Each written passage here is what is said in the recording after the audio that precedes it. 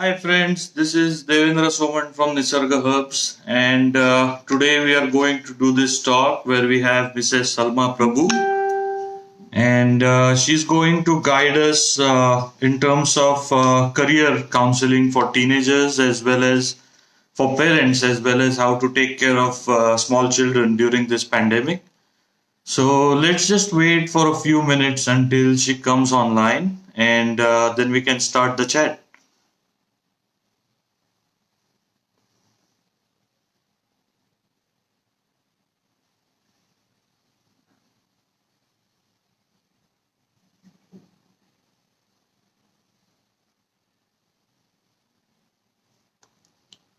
So I want all our audiences to be really open and responsive during this talk today. You should ask a lot of questions because Mrs. Prabhu, she is very experienced in clinical psychology as well as counseling for parents as well as children.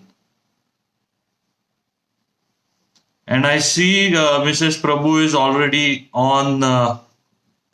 live. So let's get her on.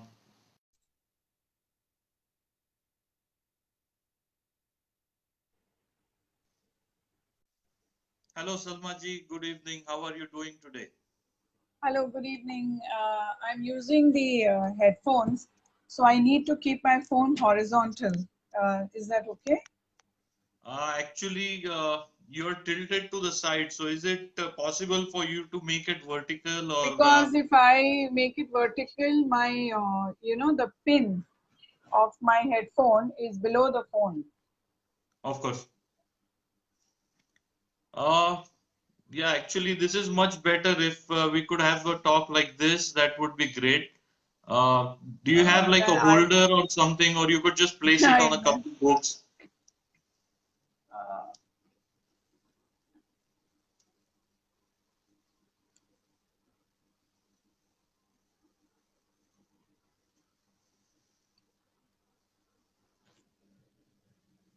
Yeah, so the audiences, let's give Salma ji a couple minutes so she can adjust her camera. In the meantime, let me just introduce you to Mrs. Salma Prabhu. So she has a MA in physical psychology. She's a postgraduate diploma in counseling psychology. She is a certified in rational emotive therapy as well as in dyslexia learning. She's an author of three books. She's a recipient of the Shiksha Bharati Puraskar and also Rotary Award for Excellence. She has authored more than 500 articles in her career in leading newspapers on career counseling as well as on parenting. She's a founder and director of Academy for Counseling and Education, so ACE Academy, with 6 centers in Western Maharashtra, as well as she's the founder and director of Salma Prabhu's Institute for Counseling. She's a visiting faculty at Tata Institute of Social Sciences as well as SEIS College of Management Studies. She's worked as a children counselor for many schools, and she's also a founder of Mothers and Angels, where they basically counsel future mothers on how to take care of children, as well as what all do parents or mothers go through during pregnancy, and ensure that they have a very smooth experience of having a child. So, Salma ji, thank you so much for giving us your valuable time. And my I'm pleasure. really looking forward to this chat. So, what we are going to do is I have some curated questions that I'm going to ask you, as well as we'll keep taking questions from the audiences as they come in. So, how are you doing today? And is there something you would like to say to the audience before we start with the questions?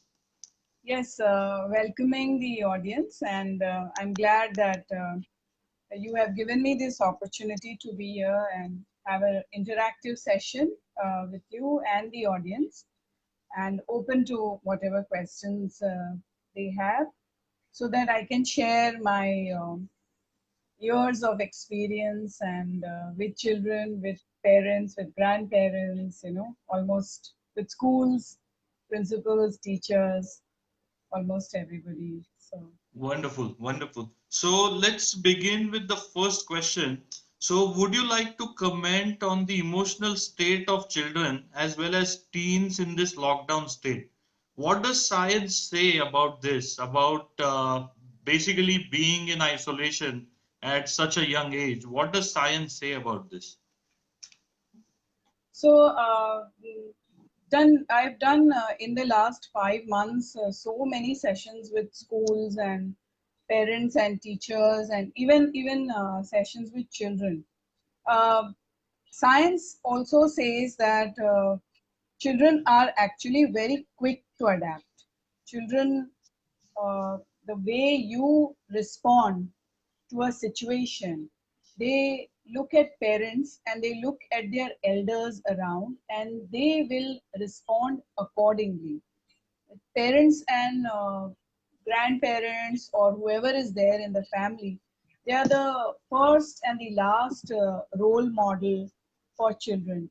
And children have actually, whatever I have seen and interacted with parents and everybody, children have adapted very well. They have done so many creative things and they have come up with ideas.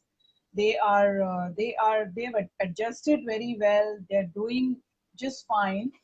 And honestly, many children are very happy that they don't have to uh, go to school till the time the homeschooling and the online school and everything started and the timing factor again began, they were actually very happy. So, psychologically, children have adapted pretty fast, and after a couple of months, the adults have also adapted. Okay, but do you think there would be long-term consequences to being in isolation, not being able to meet friends? Would it affect their personalities in a way to say? So yes, if this extends too long, then definitely it will affect their personality. But right now, what they are doing is that they are interacting with their friends online. They're playing video games online where friends are also playing with them. They are chatting with them. The small children are the ones who are spending a lot of time with their parents, and they are very happy doing that. Yes, the social skills of the very small children would, to a certain extent, get affected, because what's going to happen is even after the lockdown open, parents are very careful, especially with small children, and they are going to be very careful as far as meeting up and playing together, because small children, though they understand very fast about the hygiene and everything, at times they will just get a little excited and go and play and physical touch and etc. So not just small children. I was a couple of weeks ago, I was walking in a park with my pet, and I met someone after a very long time over there, and I completely forgot that you're not about the social distancing, and I went and hugged her, and she hugged me back, and then I apologized to her. After some time, I realized, I said, oh, I'm so sorry, we are supposed to maintain the distance and not really hug each other. And she said, yeah, even I completely forgot, but it was nice to see you. So this is going to happen with small children as well, and therefore the parents are going to be careful.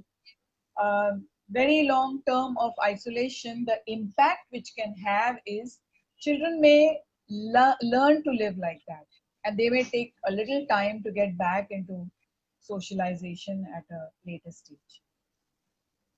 Okay. What would you suggest parents do to improve emotional well-being of children in these times of pandemic? So, in terms of studies, in terms of activities, they can't be social anymore. But what kind of activities or uh, basically a way would you say parents should behave with their children or just carry on with life while this pandemic is still going on? Um, Actually, it's a very good opportunity for parents to work on the emotional intelligence and emotional quotient of the children at during this time. because everybody is in a listening mode. Even children are in a listening mode. They are quite uh, ready to do things the way the parents are saying. The first step that parents need to take is take care of everything in the house in a very organized manner. It should not be haphazard. It needs to be organized. Everybody likes organization, not to the point of obsession, but organized. The second step the parents need to take is split the responsibilities, like with the children. So, some activities the father can do, some activities the mother can do. If there are older children, then older siblings are there, then some activities can be done by the other siblings also. And that way, what will happen is that the children are not the going to be with just one person all the time. So they will have like different people playing with them or spending time with them. The third thing, especially for emotional quotient and emotional intelligence, is as a family this is a good time to do bonding.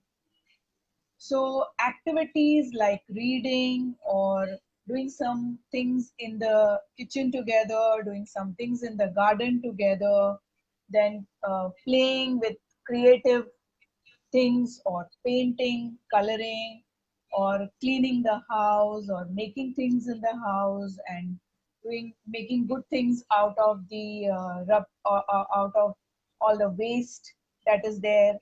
Understanding about the pandemic together, how it is affecting the entire world, how it is affecting, from the world to the countries, to the communities, societies, how it is affecting. All this conversation having with the children is really, really going to make a huge impact, especially doing yoga and relaxation techniques together. Yesterday, I was talking to a mother, and she has put her children for yoga and meditation. And herself, she is a very angry person. She gets irritated easily, but she is not doing the meditation and yoga, and she is asking the children to do. As I always keep saying that parents are the biggest role model. Whatever you want, whatever habits you want your children to have, first let them see you having them. Let them see you are doing that, and you are also doing it along with them. So, especially good time for inculcating all this, because children are in a receptive mode.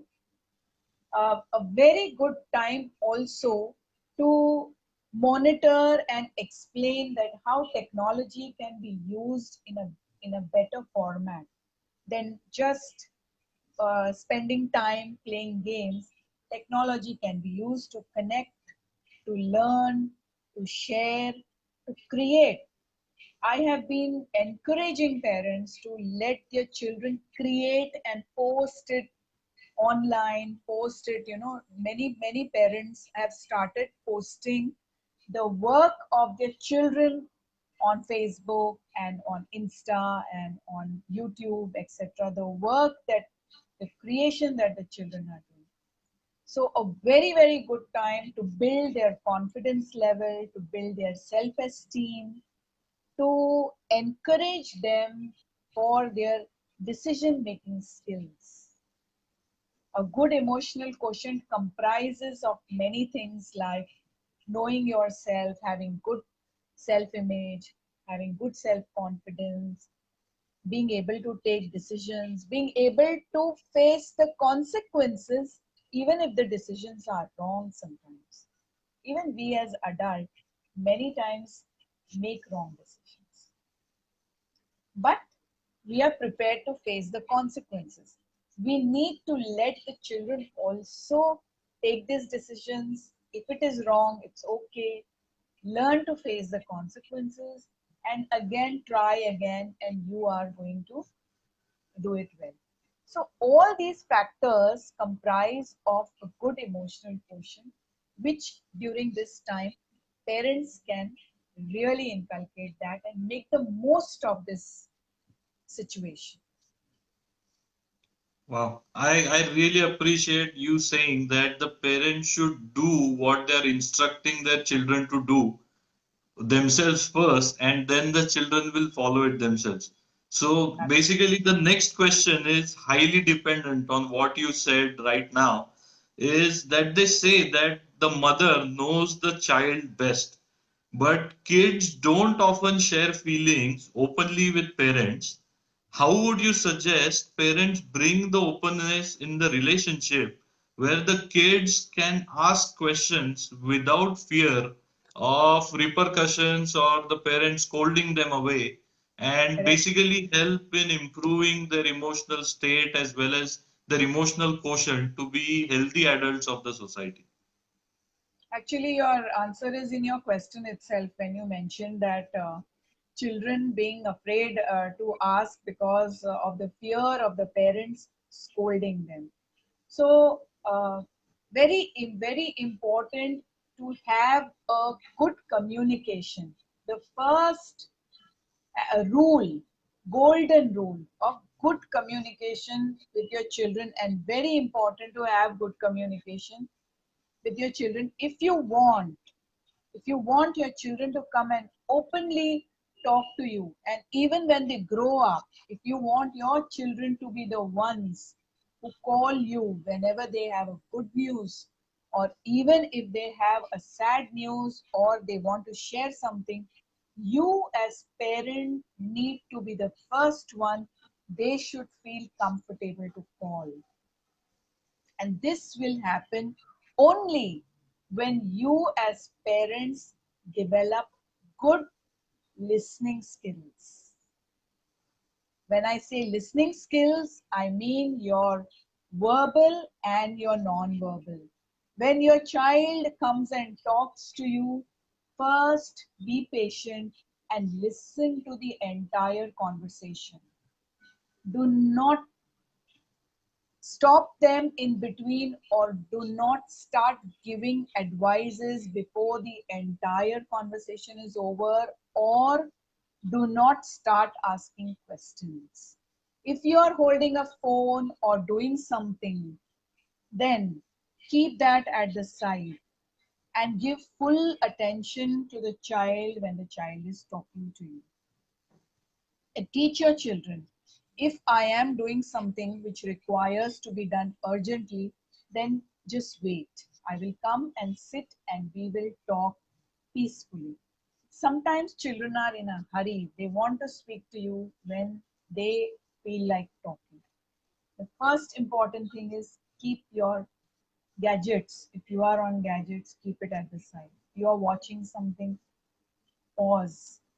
If you are doing something which can be done at a little later stage, say, let's sit and talk. Listening skills will take you a long way when it comes to helping your children form that trust, that my mother and my father or my family is there to listen to. Once you have mastered this, simultaneously master beyond the age of 10 and 12, do not give advices. The teenagers, you have programmed them to do and take decisions. You encourage them when they ask you that help me out, I need your advice. That time also, first wait for some time. Encourage them. What do you feel could be the solution?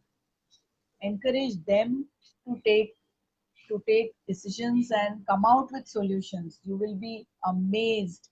Children have amazing insight and they are brilliant and they will come out with better answers than we adults can. So give them that opportunity to think. You do not think for them. Teenagers, so don't even get into that advising mode. Tell them, I am very confident that you have the answer. You can share it with me. Maybe I can add or help you a little bit on that.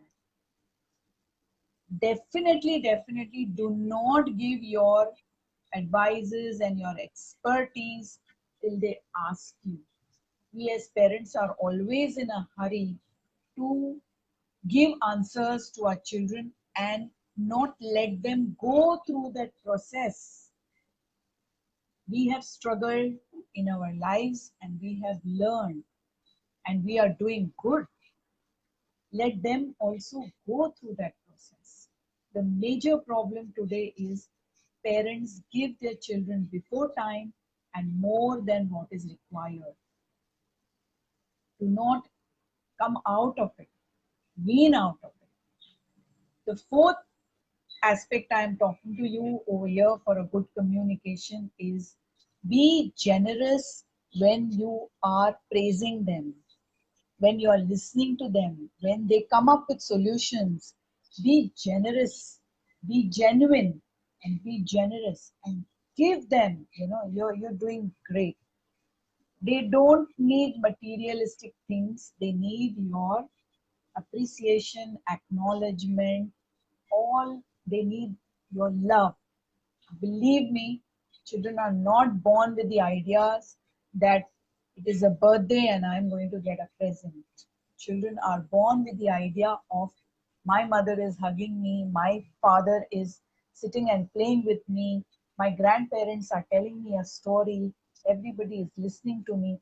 I am the apple of their eye, means I am getting a lot of attention and I love that attention.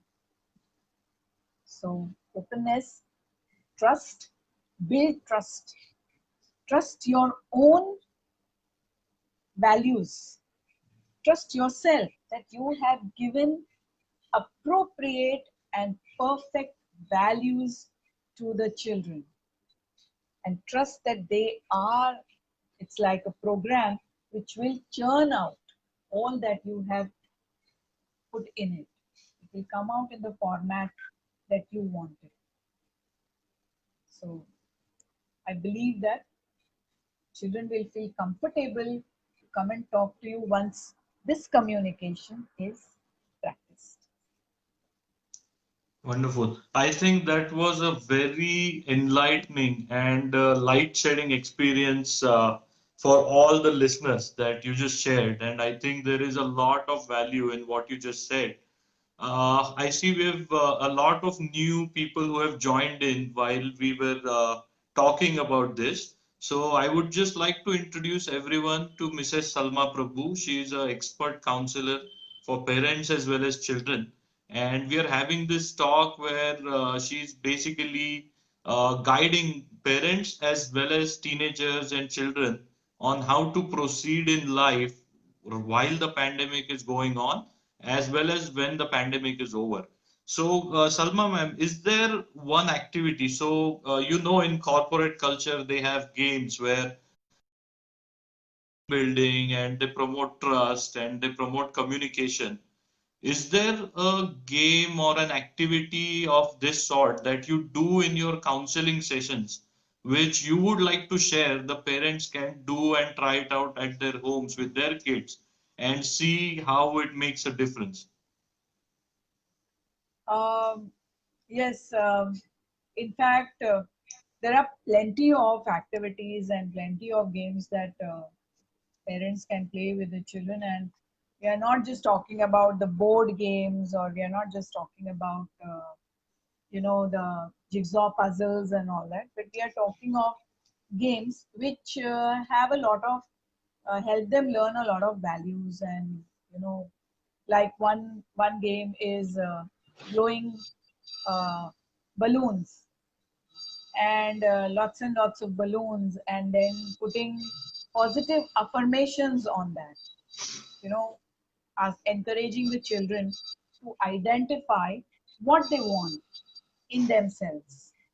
So, for example, a child may say, I want to become very strong, and I want to become very successful, and I want to play the guitar, or I want to learn languages, or I want to be a big, big person when I grow up. I want to be a writer. I want to be a singer.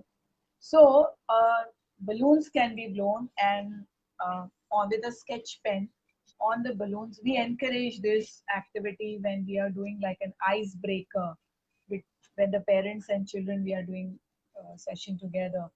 So the children can write on that, and then tie a bunch and then put it nicely in their corner, where they keep seeing this every day. Affirmations work very well on the brain if you see them every day, especially before going to bed and when you wake up. So we encourage this kind of game also. Another game we encourage is we give a lot of colored papers to the children and the parents, and this is for increasing and encouraging openness and communication.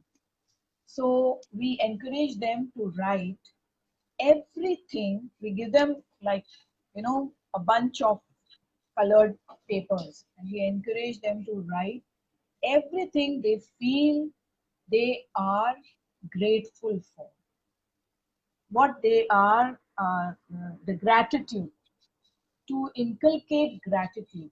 So parents need to tell them, help them.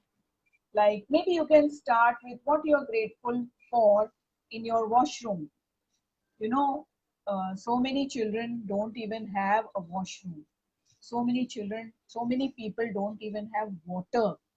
The fancy toothpaste and everything that we use, and the shampoos and the shower, there are very few children who actually learn to say, to be grateful for beginning from there.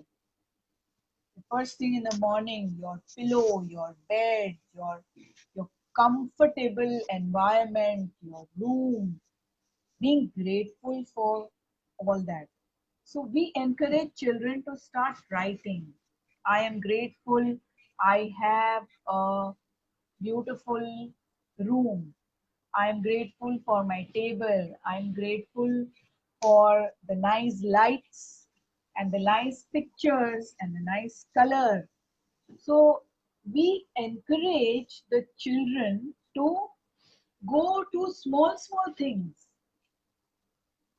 We as adults also, how many of us as adults actually say we do Surya Namaskar to the sun, but we are also supposed to be grateful for the air that we breathe, for the environment, we are for the trees around us, for the wonderful morning that comes. We are supposed to be grateful for everything. We are supposed to be grateful for the body we have, for every part of our body. If one part is missing, we don't know actually, because it's only the ones who don't have, they know and they value what they are missing. Of course. So being grateful, we are walking on our legs the entire day. How many times do we actually sit and touch our legs and say, thank you very much, you have been amazing, I was on my feet the entire day and you have helped me, being the leg and the toes, etc. So when we are teaching children to be grateful for small and big things right from the early age, they imagine what amazing individuals they are going to grow up. The next exercise that we encourage parents to do with their children is forgiving. Forgiving. So when the siblings are fighting, we tell the parents that help them to openly discuss. First, let them discuss, let them tell what they are feeling, let them express what they are feeling, the anger, let it come out, and then say, let us now do a forgiveness activity. So you were angry, this happened, I understood, I know it made you very, very upset. Now that moment is gone. Now the new moment is come. It's a fresh moment, what we called as mindfulness, being in the fresh moment. In this moment, now how you're feeling. So okay, now the anger is a little done with. So the child is feeling a little, okay, now I'm not so angry. So the next step is, how about forgiving? How about letting it go? How about not keeping it here in our library? It was a experience which was not very happy experience. So let's delete it. Negative experiences and feelings should not be repressed. Now come on, go to your room. Now forget about it. No. Let them deal with it. As adults also, if we actually, when we are going through a negative phase, when we actually deal with it, when we actually get it out of the system, when we let it resolve, then it does not keep resurfacing again.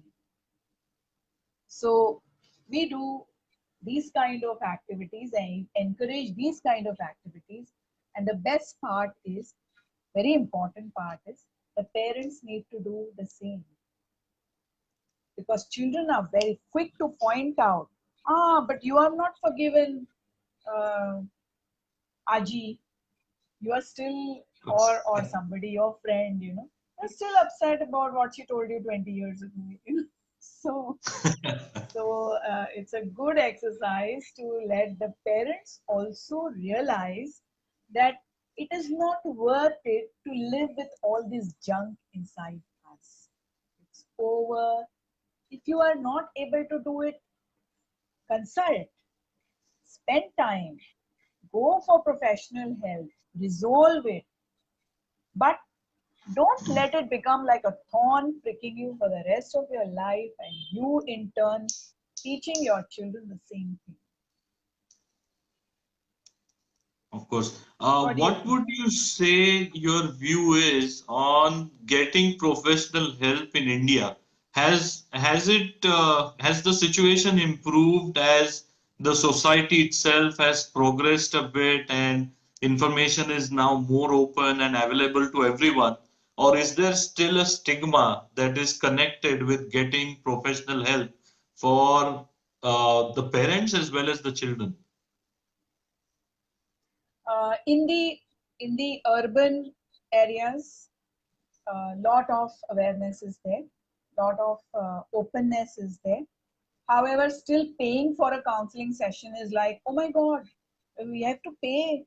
So that is still a challenge, for us many a Of course. times, because they are okay to pay a doctor for a 5-minute consultation, 1,500 rupees. But when it comes to a counselor who is giving 50 minutes to an hour, an amount of 3,000 rupees or something like that is like, oh my God, so that's quite high. So people are aware, but they're still looking for free counseling, like Of course.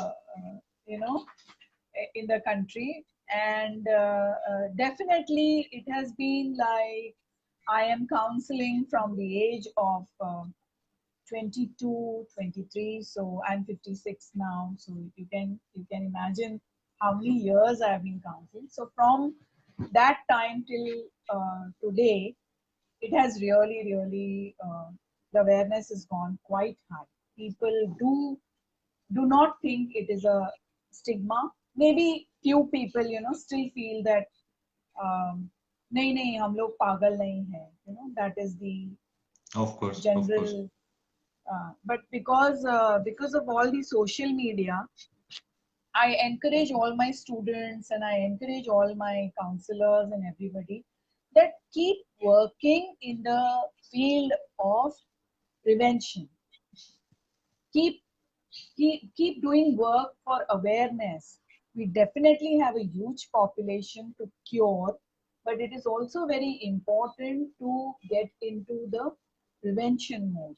so that, see, now what we are doing today, this session can prevent a lot of things with a growing up child. Of course, So, I agree. Wonderful. So, the audiences, if anyone has any questions, this would be a good time to ask Salma ji any questions you might have for yourselves or for your kids or for your teenagers or anyone who is just cleared his board exams and is confused about how they should go about choosing a career. This would be a good time to ask Salma ji some questions. And one of the things that I would like to point out to anyone who is also watching this at a later point is that before you start instructing your kids with activities and how to live their lives, it is always a good idea, according to Salma ji, to do it yourselves first. So your kids can see that, okay, our parents are doing it the same way that they are suggesting us to live. And that is actually a good way to teach your kid how to do things. So I think Shamima ji wants to ask something. She just said hello. Shamima ji, in case you she's have a question, please ask. Shamima Okay, is so my most amazing student, and she has been. I have shared this video with my contacts. You know, it's been shared. okay, So, okay, so these are all these people you are seeing are all very closely associated with me. And of course. Shamima has been doing a course with me since the last 2 years. She's finished the course, and now she is a remedial educator at my center. And she's always very active, and she herself has 2 children, and she's doing an amazing job raising them, she and her Wow, husband both. that is wonderful to hear. That is very nice. So let's do the next thing. So I wanted your opinion on what is the difference in the experience as well as the capability enhancement that offline education has versus online education. Because usually in offline education there is a teacher where you can ask doubts in person and they clear everything on the spot and in the school. So, what would you suggest or what would you say is the difference in experience in learning for online and offline? So what has happened actually is last week one session was there, and the host was asking me this, and what has happened is actually that actually online sessions are going very well, but the involvement of parents has become too much. So it is like parents are feeling more responsible that the child must sit properly and the child must attend the session and the child must be on time. And whether it is online or offline, the responsibility of learning is to be with the children. We as parents need to make them understand that you are learning for what. Very important is to let them understand that you wake up because you want to learn. You want to learn because in future you want this for yourself. So that motivation has to come from the child. Definitely there are certain pros and cons of both. The online education is very good as far as the uh, material which they are learning in their comfort zone, in their rooms, in the proper place. They are sitting and they are following the calendar and they are following everything properly. But going to the school is mainly for a lot of preparation for life skills, for interacting with other students, for interacting with teachers, for learning to respect other people other than their parents, learning to share, doing a lot of physical activity like sports and drama and singing and music. Yes, today everything can be done online. but a feeling of being together and beyond your house is definitely there.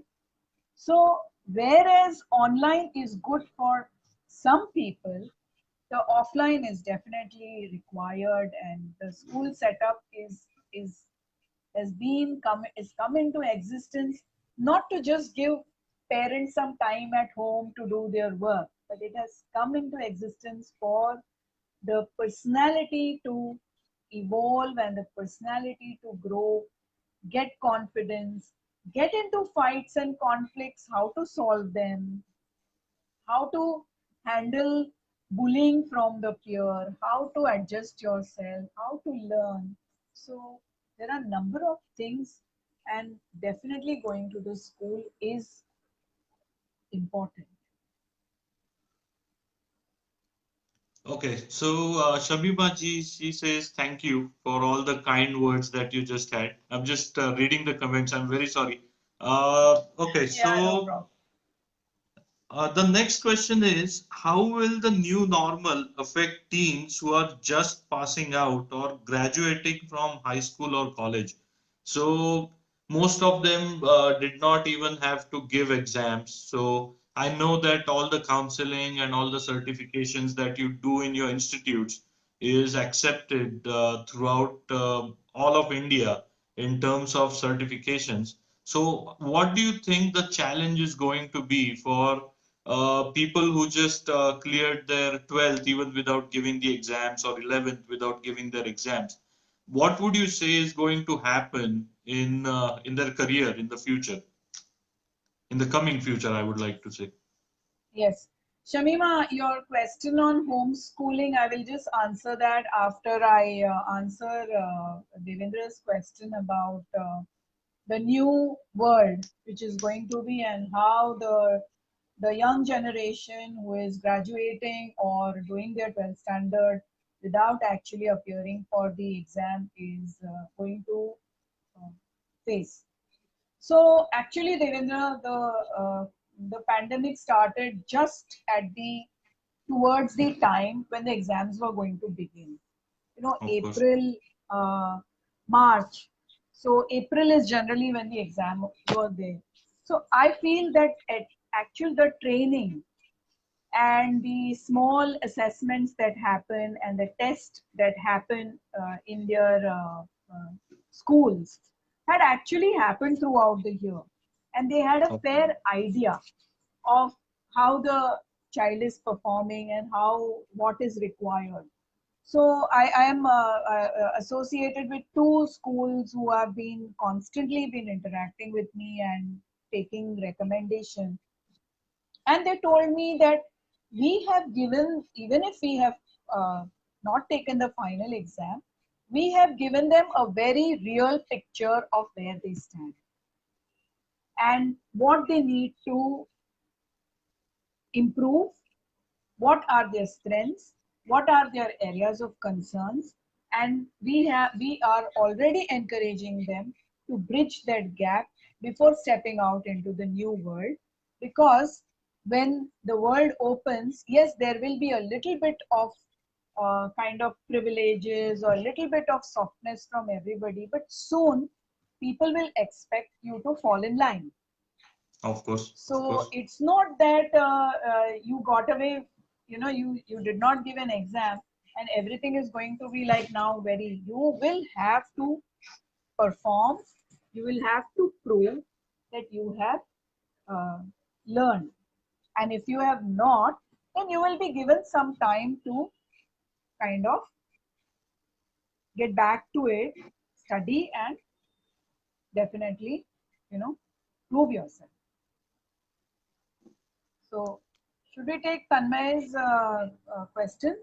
Yeah, yeah, please, He, please. yeah, Yeah, I I just saw am, his news. and then address Shamima also. So, what about mental depression? Looking at people thinking about ending their precious lives. Also, students have grown this tendency. So, yes, Tanmay, actually, honestly, let me tell you that mental depression does not just happen in a day. and it has not just happened only because of pandemic. Mental depression will come to people who have shown certain symptoms, and especially chronic depression and clinical depression. What you're saying is clinical depression. Clinical depression needs psychiatric help, needs proper medication, and needs, after some time, it needs also counseling. The the depression which just comes in a short time, also the family, the close family, the friends, everybody can see it. You a woman is suddenly depressed. If she is depressed for one day and next day she is fine, that's not depression. But if she is depressed for days altogether, she stops doing her work, she stops eating, she loses a lot of weight, she is not interested in her day-to-day affairs, and she doesn't want to talk to anybody. That is a sign. These are major signs according to DSM-5, that is Diagnostic Statistical Manual, which gives us an understanding that these are the symptoms of depression. It is time to call up a psychiatrist and immediately take help. But just a general feeling of depression, that I'm not doing too well, and I'm not good, it just doesn't happen, and it just doesn't make you jump out of a building. Or there is always a background, and it builds up. The cases of impulsive suicide. Impulsive is, I got rejected, I had a breakup, like a teenager coming and telling me, I have a breakup and I want to die. I am very happy that now parents are very alert and people are very alert, and when these signs are shown, they come for counseling. So somebody just taking an impulsive decision that my partner has rejected me, there is no meaning in my life, I want to jump. These percentages are very low. They are there, but they are very low. And the society, this is it is the duty of us counselors, the society, the people who are in the field of psychology, counseling, social work, doctors. It is a responsibility that we create enough awareness to show them that, to let them know that a breakup is not the end of the world. Failing in an exam is not the end of the world. You being rejected is not the end of the world. It is our duty, and if you see, WHO has given a lot of material for people to start suicide prevention, for youngsters, to involve youngsters in the prevention of suicide. What is required, Tanmay, is awareness, to reach to people, to have enough, like everybody, the advertisements that come for various products, there has to be that much of material coming to people regarding all these aspects, that help is there. Just pick up the phone before you take that step. Just talk to someone. You will see a different side. This insight needs to be there. Okay, I think that is a very nice response, that, and all the people who are viewing should also note that depression is not, it doesn't happen in one day. There might be days, especially in this monsoon season, where the atmosphere itself is pretty depressing. So in case you feel bad for a day, it doesn't mean you're depressed, and just take your life as it comes. And in case there are issues, like Salma ji said, then it is best to seek professional help than to try and deal with it yourselves. So, See, think Salma about ji, people let's. in countries Sorry. like Norway, and where there is no sun for months altogether, or Of course, the that is sun does true. not set for months altogether. So all this knowledge has to be shared with people. They have to be told that the biggest thing is the value of life. People need to feel that they are living and they value this and they are happy. Yesterday I did one workshop on one session on the raising the happiness quotient. So I did a 1 hour session and I keep doing that regularly. Happiness quotient. Shall we take Shamima's question now? Yes, yes, of That course. Yeah, she sure. has asked the question of homeschooling. You know, should people, what is the main reason parents would opt for homeschooling besides financial aid? Because Shamima is also tempted to go for homeschooling. Now, the Of course. meaning of homeschooling is that the parent is totally involved in the schooling of the child, and there is no outside help for this. They are, as Shamima has already attended, as Shamima, you have already attended a session on this earlier of homeschooling. But what could be the main reason for the parents would be that they are teaching the child the way they feel is correct. They are giving more practical knowledge to the child. They are teaching the child not just with the syllabus, but they are also teaching by experiential learning, by taking them to various places and showing them and then using the syllabus. And that would be the reason. Besides the financial the money required for homeschooling is very less. You just have to register yourself with a school which encourages the homeschooling and allows you to give the examination. So according to me, I would feel that it is that the parents would like to impart all the values while they are teaching. They also have a lot of time to give to the children, and they want that bonding with their children. So I would. But don't you think, like you said before, that not going to the school is they're losing out on the personal touch, they're losing out Yes. on being social or the learning drama or doing activities which happen best when there is a whole group of children involved. Don't you think that homeschooling would, in some way, limit the growth in the emotional well-being of the child or the children? It will, but there are some parents who are able to give all that. There are some Okay, parents. okay, And also, schooling nowadays is not really, it's very expensive.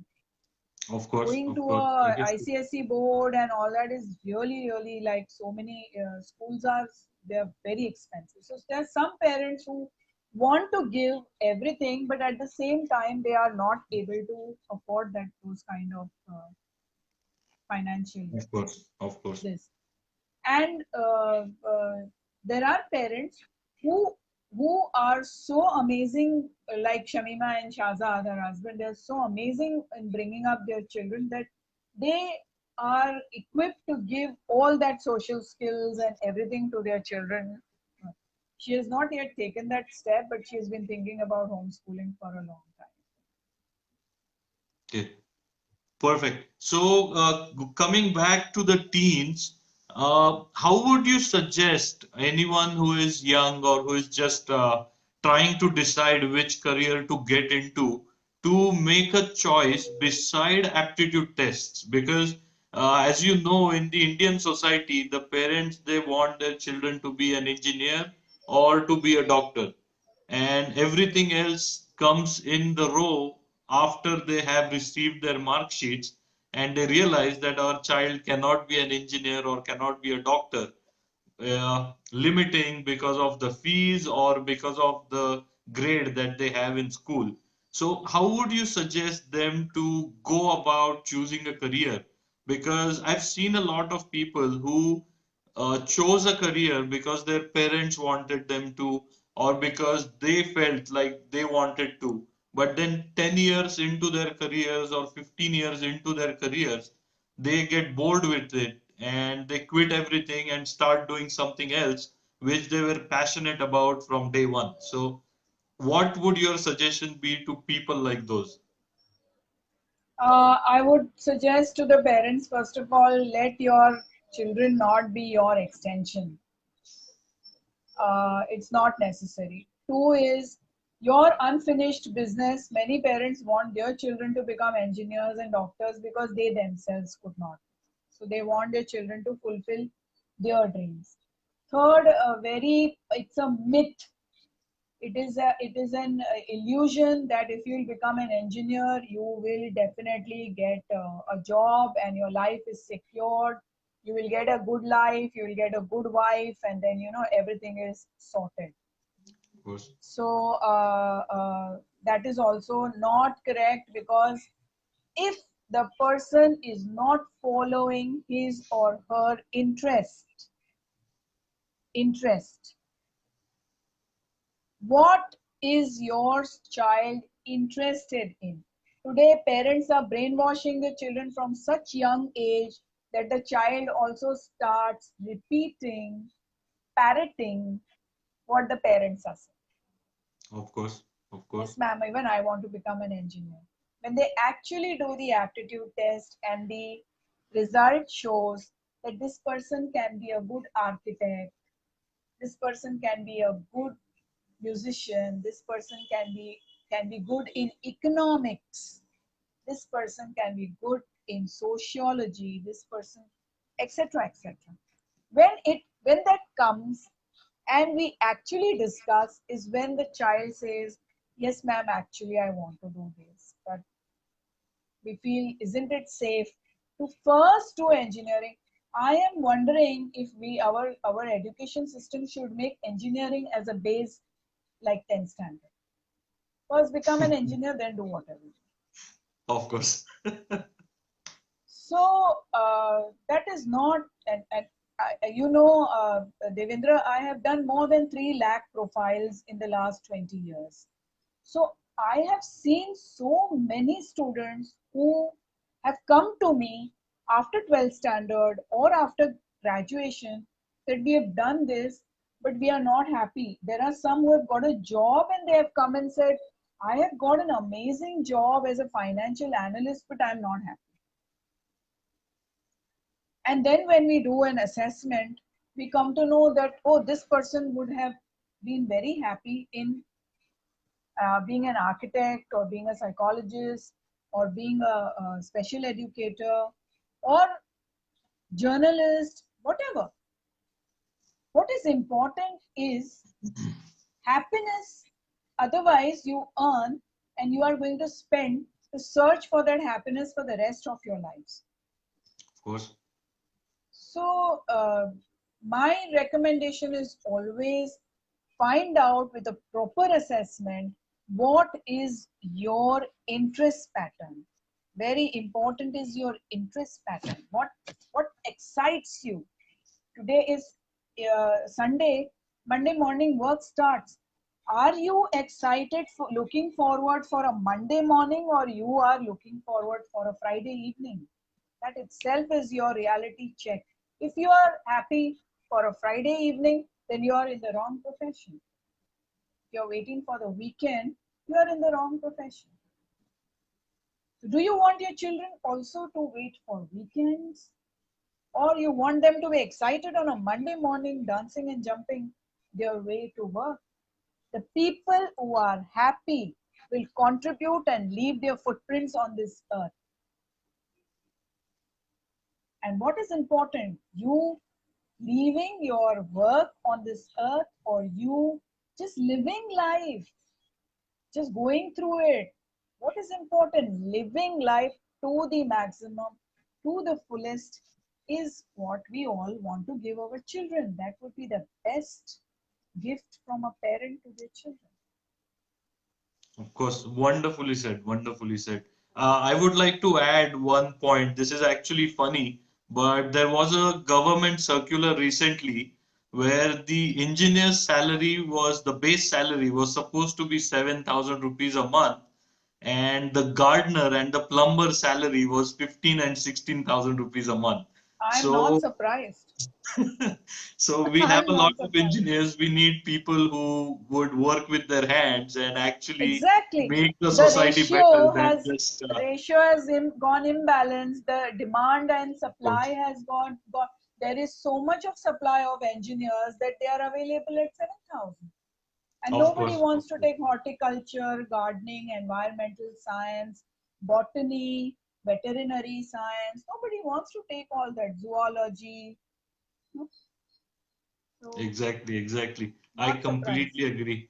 So, one last thing I would like to say is, would you like to shed some light on your foundation, Mothers and Angels? Because in our today's talk, we did not have questions about that activity, as well as we did not get any questions from the audience regarding this. So, if you could just shed some light on Mothers and Angels, that would be wonderful.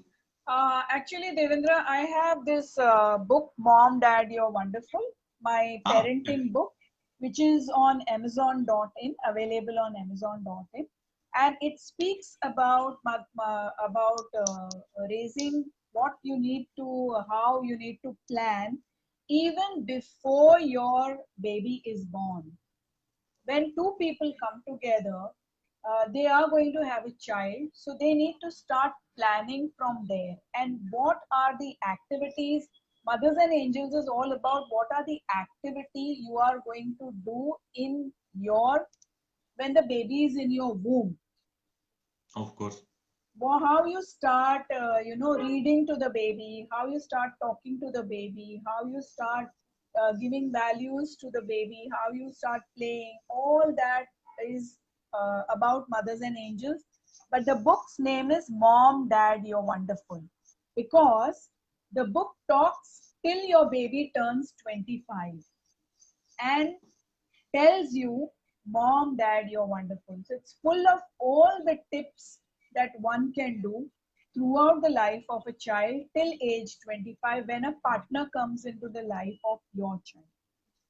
It's a very wonderful, elaborated book, and very simple language.